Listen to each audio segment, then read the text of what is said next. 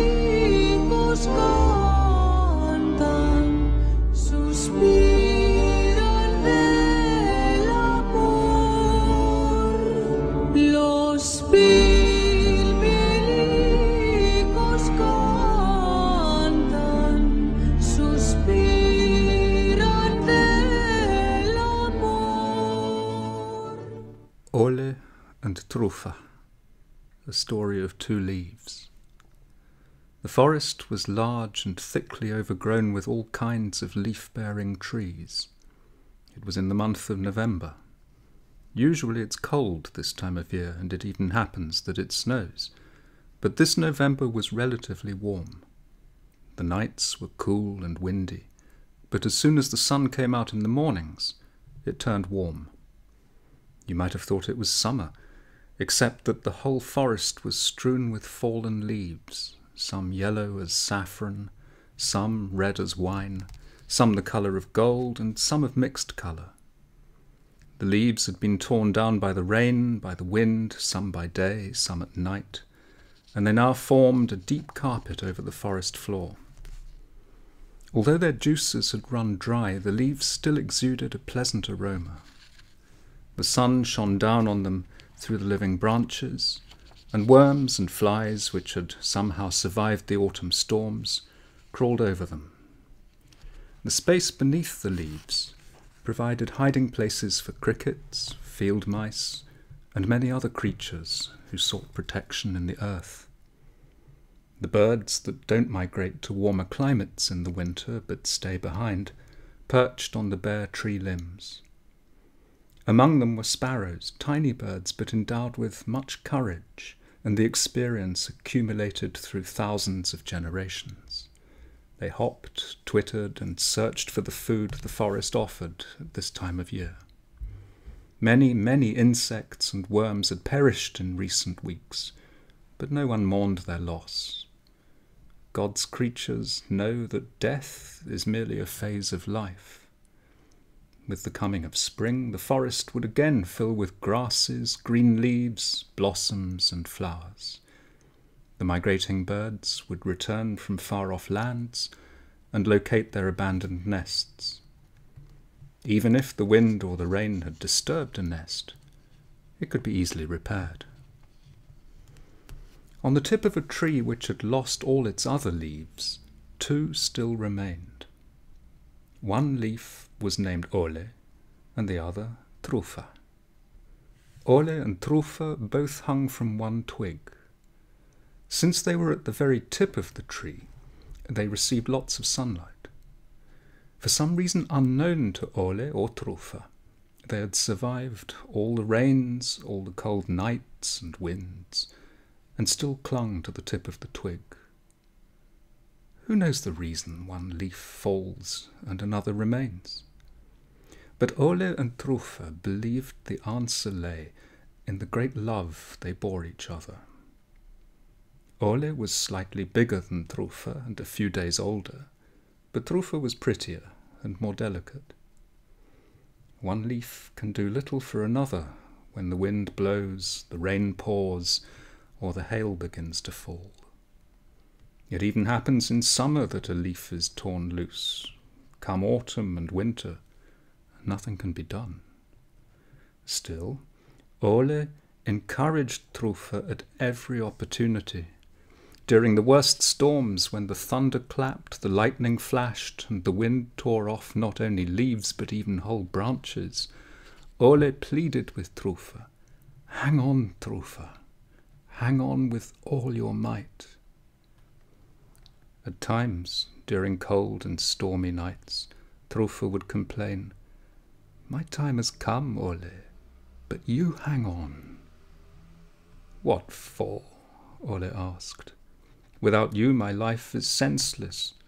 If you fall, I'll fall with you." "No, Ole, don't do it. So long as a leaf can stay up, it mustn't let go."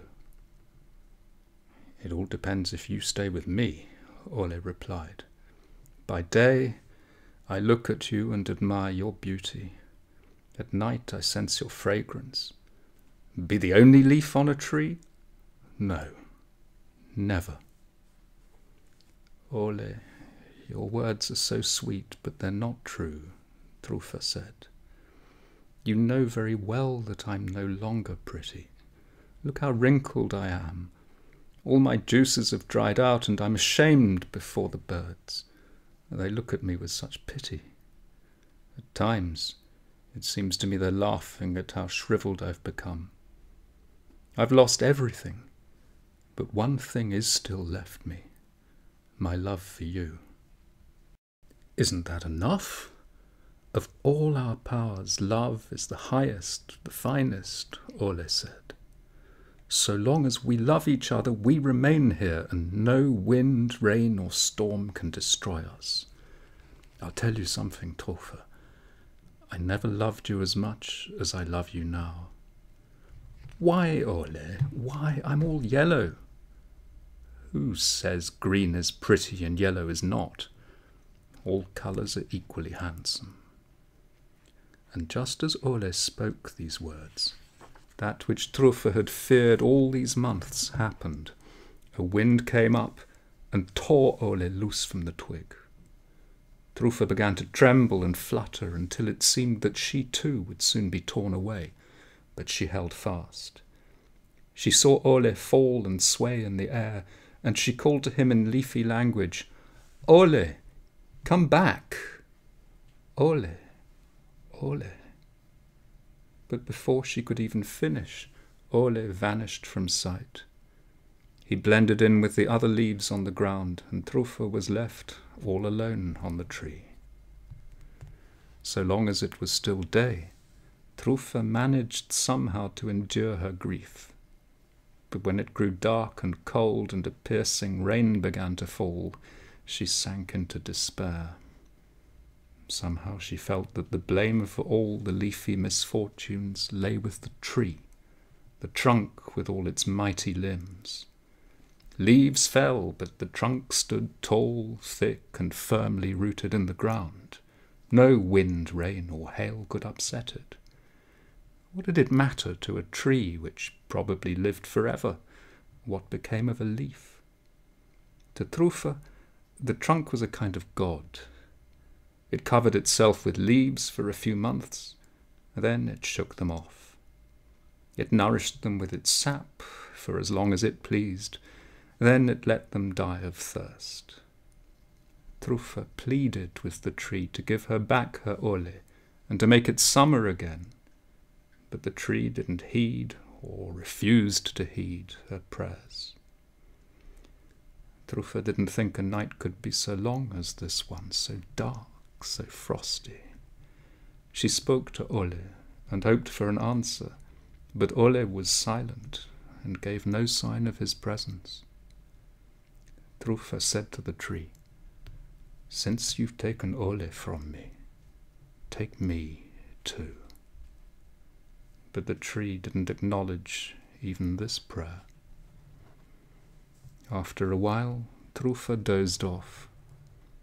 This wasn't sleep, but a strange languor. Trufa awoke, and to her amazement found that she was no longer hanging on the tree. The wind had blown her down while she was asleep. This was different from the way she used to feel when she awoke on the tree with the sunrise. All her fears and anxieties had now vanished. The awakening also brought with it an awareness she had never felt before. She knew now that she wasn't just a leaf that depended on every whim of the wind, but that she was a part of the universe.